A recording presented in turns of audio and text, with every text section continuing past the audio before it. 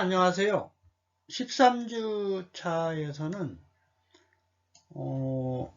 엣지 컴퓨팅하고 그 다음에 이제 5G와 AI에 대해서 주로 이제 미국하고 중국이 경쟁하는 그거를 좀 살펴보도록 그 내용이 이제 살펴보도록 좀 하겠습니다. 그래서 1교시와 2교시에는 엣지 컴퓨팅에 대해서 좀 살펴보고 3, 4교시에는 5G와 AI의 이제 국제적인 경쟁 구도, 미국하고 중국하고 유럽의 어떤 선도적인 역할을 하고 있고 저희 나라가 이제 또 어느 정도 그 경쟁력을 가지고 있나 그 내용을 좀 살펴보도록 하겠습니다. 이제 첫 시간으로는 그 엣지 컴퓨팅이라는 말이 보면 엣지라는 말이 뭐죠? 이제 그 어떤 가장자리 뭐 이런 건데 사실 그 컴퓨팅에 이제 이제 클라우드 컴퓨팅, 이제 클라우드 컴퓨팅의 단점을 좀 보완하려고 이제 그 엣지 컴퓨팅이라는 게 이제 나왔는데요. 가트너에서도 그 미국의 유명한 그 신기술을 예측하는 거기에서도 그 엣지 컴퓨팅 기술이 앞으로 중요하게 그 산업이나 이제 그 서비스 현장에 이제 도입이 될 것이다라고 예측을 하고 있습니다. 그래서 이제 이렇게 그 엣지 컴퓨팅이 이제 그 많이 이제 그 주요하게 관심을 받는 이유는 뭐냐면 바로 이제 사물 인터넷 IoT하고 빅데이터를 얘기하지 않을 수가 없는데요. 그 센서들이 이제 많아지면서 사물 인터넷을 포함해서 다양한 데이터들을 중앙 집중형인 클라우드의 데이터 센터에서 끌어올려 가지고 처리를 하려다 보니까 너무나 비효율적이에요. 상당히 많은 문제들이 발생을 하고 있어요. 속도가 이제 기본적으로 레이턴시라 그러는데 지연이 너무 많이 발생해. 그 외에도 이제 상당히 보안적인 문제라든지 뭐 이런 것들이 문제가 돼서 그러면 고객의 최접점에서 데이터를 처리할 수 있는 어떤 컴퓨팅 시스템을 클라우드 기반형으로 만들어 보자 라고 하는 게 이제 엣지 컴퓨팅 시스템이에요. 또는 서비스. 이걸 하는 게 디바이스, 네트워크. 이걸 하는 네트워크, 필요한 네트워크. 그렇게 얘기를 하고 있습니다. 그래서 첫 시간에는 저희들이 한번 구조적인 거라든지 뭐 이런 거를 한번 좀 살펴보도록 하겠습니다.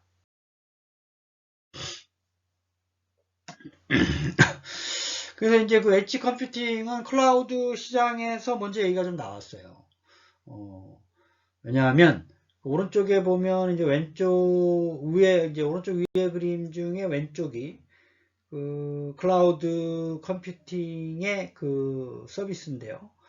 데이터와 애플리케이션을 이제 인터넷을 연결해서 디바이스들이 다양한 그 정보에 대한 그 서비스를 이제 하는데 이 레이턴시가 가장 문제예요. 그죠? 이제 지연. 아무래도 멀리 있으니까 가는데 오래 걸리죠, 데이터들이. 그러고 이제 요 디바이스라고 하는 게 지금 자꾸 많아지고 있어요. 센서를 포함해서.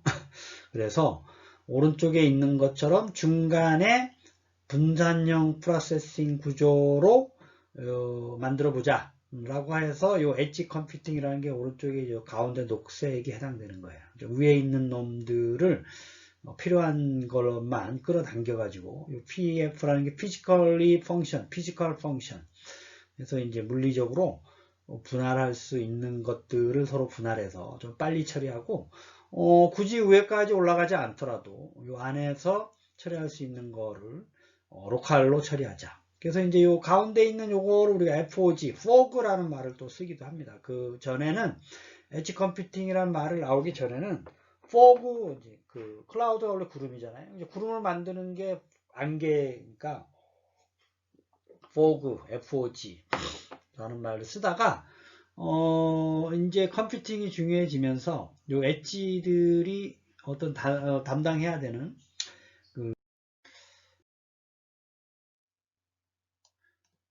그 다음에 그 클라우드 컴퓨팅의 그 기술 한계에 대한 예시는 왼쪽의 책에 이제 나와 있죠. 그래서 요거 전에 한번 볼까요? 우리 클라우드라는 게 그 문제점을 얘기를 하고 있는데, 엣지라는 게 이제 아까도 말씀드렸지만 가운데 레벨이죠. 그 밑에 있는 센서들이나 컨트롤러들이 많아지면서 그 기존의 클라우드형으로 좀 서비스하는 게 좀 문제가 있는데, 대표적으로 자율주행 자동차 같은 경우, 항공 엔진이나 드론 같은 경우 안전성이 문제가 돼요. 클라우드로 하는 경우. 그다음에 이제 이런 것들은 순간적으로 지연이 되거나 오류가 되면 이게 사람의 생명하고도 이제 직결이 돼 있는 문제잖아요. 그래서 상당히 이제 문제가 되는 거예요. 그렇죠? 그래서 이런 경우에 엣지 클라우딩, 그 다음에 모바일 엣지 클라우딩 시스템이 요구된다. 뭐 이렇게 생각을 하셔도 되겠습니다. 그 다음에 즉시성과 관련돼서 보면 그 연안 시추시설, 뭐 물분사, 증강현실, 가상현실, 생체인식 이런 것들이 이제 무슨 문제가 있냐면 그 클라우드 시스템에서는 요 뭐 시추시설, 석유 시추시설이나 사막의 물분사 같은 경우 클라우드를 이용하게 되면 물리적인 거리로 인해서 연결이 어렵다라는 거고, 그 다음에 증강현실, 가상현실, 생체인식 기술은 사람의 시청각 반응이 매우 민감해서 그 지연이 있는 경우에 몰입하는데 영향을 미칠 수가 있다. 그래서 이런 거는 즉시성을 요구하는 그 활용 사례예요. 마지막으로 효율성에서 스마트 팩토리. 대규모의 센서 데이터가 발생을 하고 효율적인 필요를 합니다. 그래서 안정성과 즉시성과 효율성 측면에서 이러한 문제점들이 발생을 하기 때문에 엣지 컴퓨팅, 모바일 엣지 컴퓨팅 이런 게 필요하다. 이렇게 이해를 하시면 되겠죠. 그래서 이제 뭐 요거는 이제 여러분들이 이제 기본적으로 보더라도 자율주행 자동차는 사람이 타고 있잖아요. 그렇죠? 그 다음에 엔진이나 드론 같은 경우도 이게 그 날아다니다가 추락을 해버리면 상당히 이제 문제가 발생해요. 안정성 측면. 그 다음에 이제 그 즉시성 측면. 몰입감과 영향을 미치는 거. 그 다음에 팩토리 같은 경우는 이제 뭐 효율적인 운영. 그래서 이제 이렇게 이해를 하시면 되고, 이런 거를 해결하기 위해서 엣지 컴퓨팅이 필요하다. 이렇게 이해를 하시면 되고, 오른쪽 아래에 있는 그림은 저기 그 다른 데에 있는 건데, 그 3중 구조로 이렇게 처리할 수도 있어요. 그래서 엣지가 가운데에 있는 건데 3중으로 처리되어 있다라는 얘기는 그 인텔리전트한 레이어의 클라우드 레이어, 그 엣지 레이어, 그 다음에 그 밑에 정보 검색과 최적 정보 획득을 위한 실시간 대응 레이어, 뭐 세 가지로 구분을 하겠다는 거예요. 그래서 요 그 클라우드의 중앙 그 처리 장치 격인 클라우드 시스템과는 정보 처리를 분업을 하고, 그 다음에 걸러진 데이터를 전송하고, 뭐 그 인공지능의 머신 러닝 모델을 요청하고, 요청된 머신 러닝 모델에 대해서 그 머신러닝 기반의 스크리밍 모델 제공, 뭐 이거는 이제 스크린 필요한 필요한 모델을 제공했다는 스크린에서.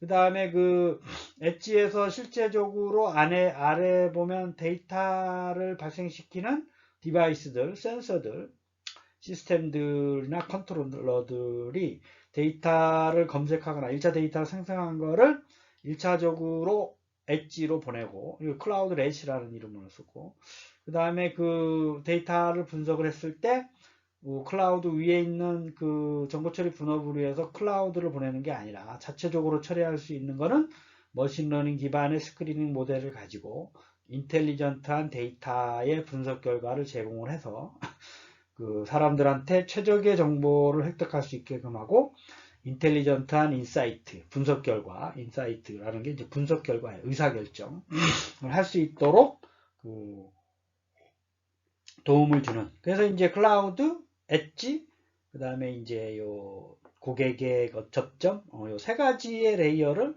인텔리전트하게 그 구성한다라는 게 우리가 그 엣지 컴퓨팅을 운영하는 실제 응용 사례들이에요. 이거 이제 앞으로도 이제 이렇게 응용이 되기 때문에 이게 그 엣지 컴퓨팅이 없는 상황에서는 요 클라우드가 그걸 다 분담을 하다 보니 예전에는 요 데이터 소스를 발생시키는 게 많지 않아서 그게 다 가능했지만 이제 요것들이 많아지고 여러분들이 생각을 해보더라도 왼쪽에 있는 것처럼 활용 사례들이 엄청나게 많잖아요. 자동차, 드론, 팩토리, 진강, 가상현실, 뭐 심지어 뭐 석유 시설, 엔진, 뭐 생체 인식까지 여기서 발생되는 수많은 데이터들을 이제 하나의 클라우드 시스템으로 예전처럼 이게 하기 힘들다는 거예요. 그래서 엣지를 여러 개 두면 편하죠. 빨라지고 로우 레이턴시 지연 시간이 줄어들고 이런 거를 위해서 요 엣지 컴퓨팅이 이제 관심을 가지고 있는 거고 심지어 요 엣지라는 거를 모바일로 한번 구현해 보자. 모바일 엣지 컴퓨팅이라는 것이 요즘 또 새로운 이제 관심사로 대두되고 있는 것들입니다. 이제 체계에서도 비슷한 그림이 있는데요. 이제 왼쪽에 있는 게 전형적인 이제 클라우드죠. 클라우드 컴퓨팅.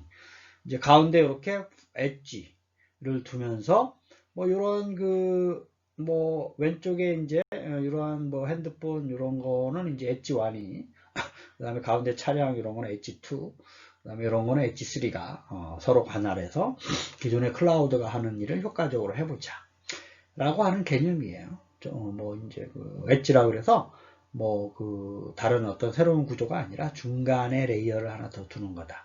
이렇게 생각을 하시면 되고, 그 장점과 단점의 책에 이제 자세하게 설명이 되어 있는데요. 여기 정보통신정책연구원에서 이제 만든 분석한 자료에 의하면, 이건 책에도 자세하게 설명이 되어 있어요. 근데 클라우드 컴퓨팅은 사용량 기반의 지불로 합리적인 가격 모델을 형성을 했죠. 지금까지도. 근데 단점이 뭐냐면, 서버에 대한 안정성, 보안 문제, 속도가 느려요. 이 세 가지 빨간색이 이제 단점이에요. 단점 때문에 이런 엣지 컴퓨팅이 나왔고, 그래서 이제 고객의 최접점, 이걸 이제 엔드포인트.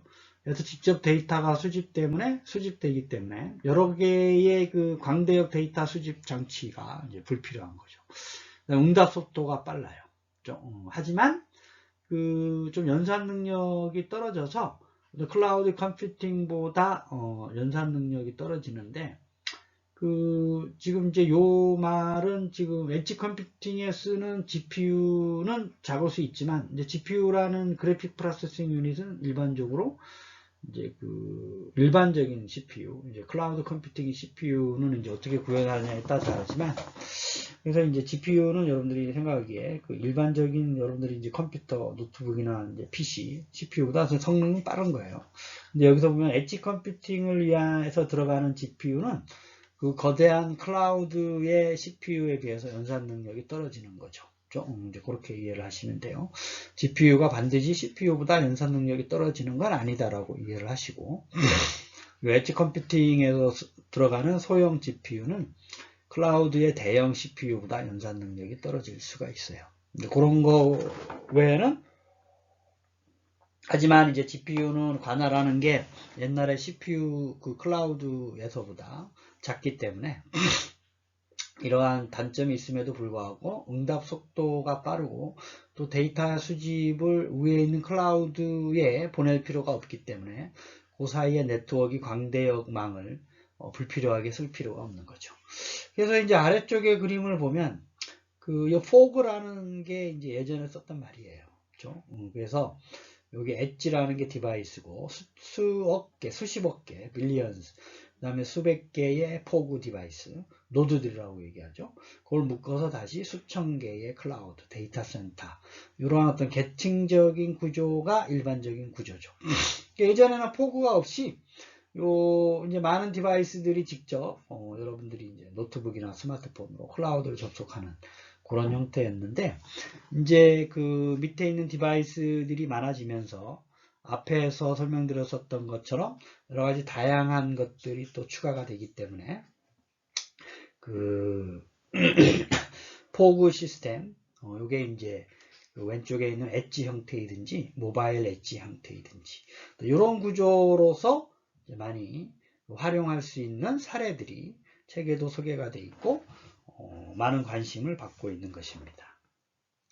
이 장점과 단점을 반드시 기억을 해두세요. 그 책에 이제 그 394페이지에 있는 요 그림이 좀 이제 그 상당히 중요한 의미를 많이 담고 있는데, 요 그림은 캘리포니아 카인데 이제 실제로 미국 카네기 멜론 대학의 마하데브 사타나라얀 교수님이 이제 만든 건데요. 그 어떤 논문에서 썼던 자료인데, 이게 이제 사람들이 많이 인용을 해요. 그래서 요거는 이제 궁극적으로 엣지 컴퓨팅을 하게 되면 세 가지 장점이 있는데, 첫 번째로 데이터 처리량의 증가 문제를 해결할 수 있고, 처리 속도의 문제를 해결할 수가 있고, 개인정보의 침해 문제를 모두 해결할 수 있다. 이 세 가지 문제를 해결할 수 있다는 거 잊지 마세요. 그래서 왼쪽에 보면 아까 그 어떠한 디바이스 계열, 포그, 엣지 계열, 모바일 엣지 계열, 그 다음에 이제 클라우드 계열, 뭐 이제 그렇게 얘기할 수 있는데, 여기서는 한 단계가 좀 더 있죠. 그래서 요거는 이제 4단계로 나누는 건데, 그 커스터머 디바이스와 텔레커뮤니케이션 통신망 사이에 커스터머 프리미스라는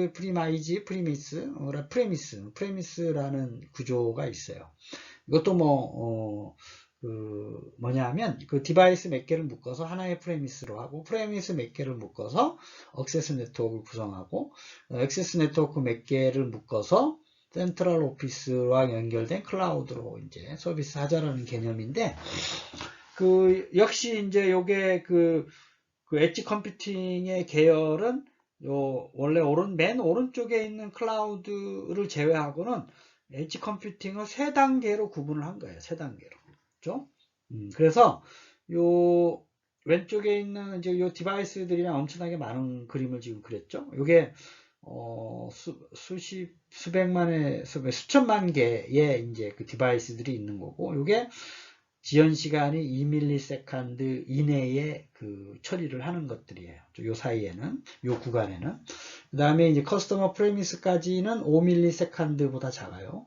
그 다음에 텔레커뮤니케이션 구조에서 그 액세스 네트워크까지는 20ms. 그 다음에 그 센트럴 오피스에서는 1에서 5ms 지연죠.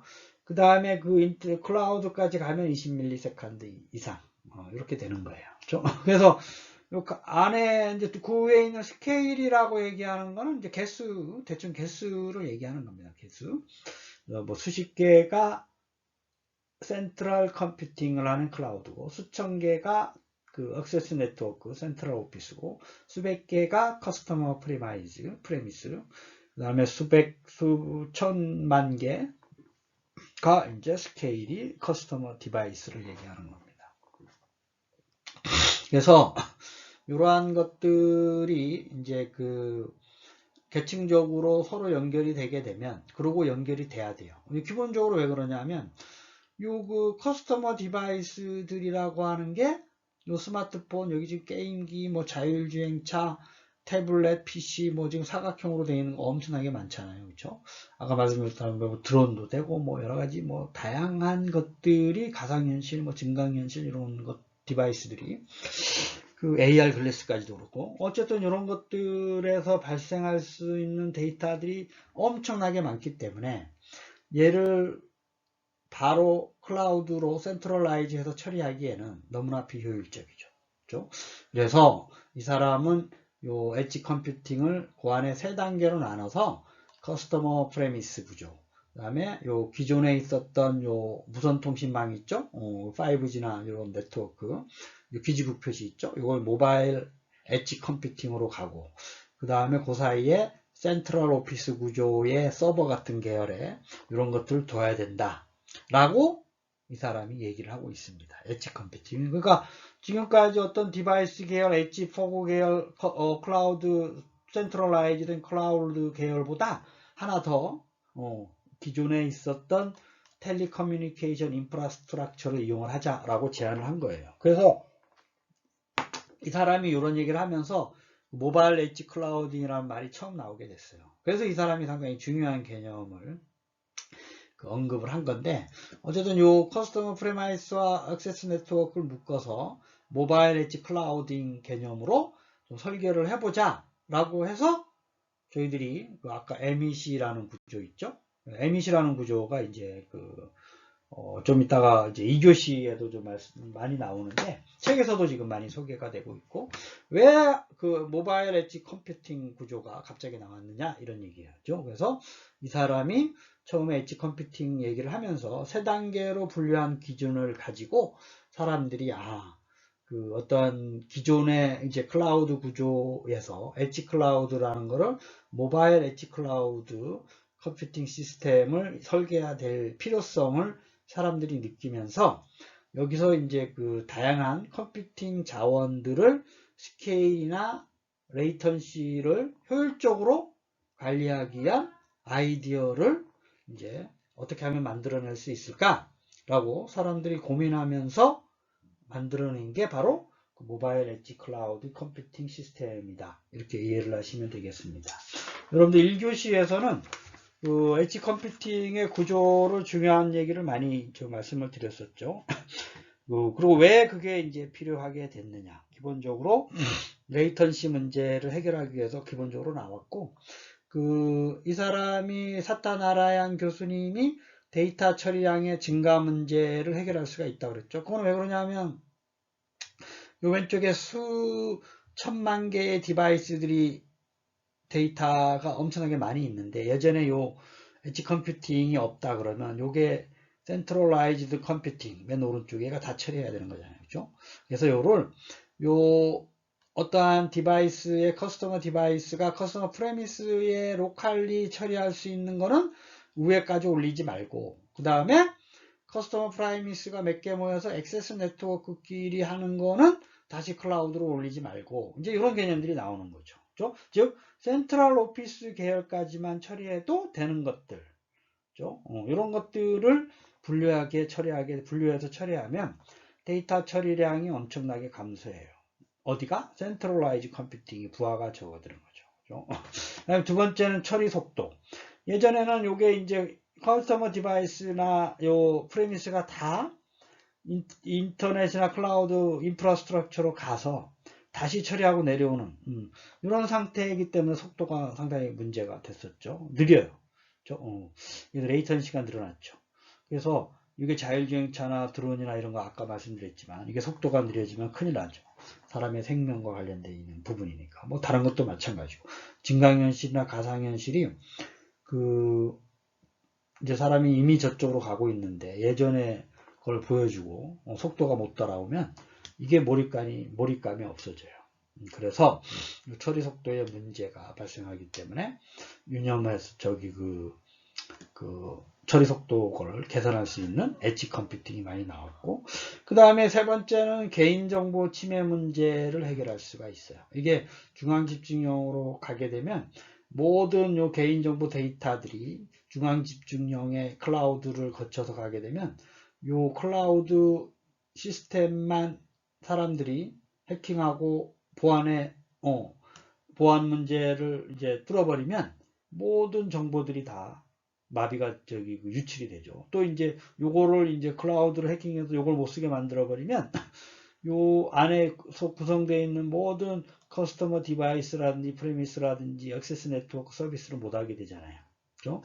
그래서 요거를 이제 분산형으로 이렇게 엣지 컴퓨팅을 분리해서 서로 관할하고 있는 그 자체적인 어떠한 디바이스 하드웨어적인 요소들을 서로 분류해서 관할하게 되면 요 데이터 처리량, 처리 속도, 개인정보 침해 문제 이런 것들을 상당히 효과적으로 처리할 수가 있다라고 이 사람이 먼저 제안을 하면서 엣지 컴퓨팅의 그 중요도가 상당히 부각이 됐고, 요즘 상당히 많은, 특히 빅데이터와 인공지능, 아까 그 세 가지 레이어에서 머신러닝 스크리닝 모델을 받아서 엣지로 또 처리할 수 있는 이런 아이디어까지 3계층 모델을 만들면서 보다 효율적으로 엣지 컴퓨팅을 또 구현해서 빅데이터나 인공지능 서비스를 요 커스터머 디바이스나 컴퓨팅 자원들한테 제공해 주면서 보다 효율적으로 요 디바이스들이 인공지능 서비스를 제공을 받으면서 다양한 엣지 컴퓨팅 서비스와 함께 기존에 받고 있었던 센트럴라이즈드 된 컴퓨팅, 클라우드 컴퓨팅 서비스도 또 같이 동일하게 받을 수 있는 이러한 서비스가 바로 엣지의 엣지 클라우딩 컴퓨팅 시스템 서비스입니다. 이 그림에서 그 각각의 엣지가 차지하는 위치하고 그 다음에 엣지 컴퓨팅의 3단계의 개념을 유념해서 알아두시기를 바라겠습니다. 1교시 수업을 마치겠습니다. 감사합니다.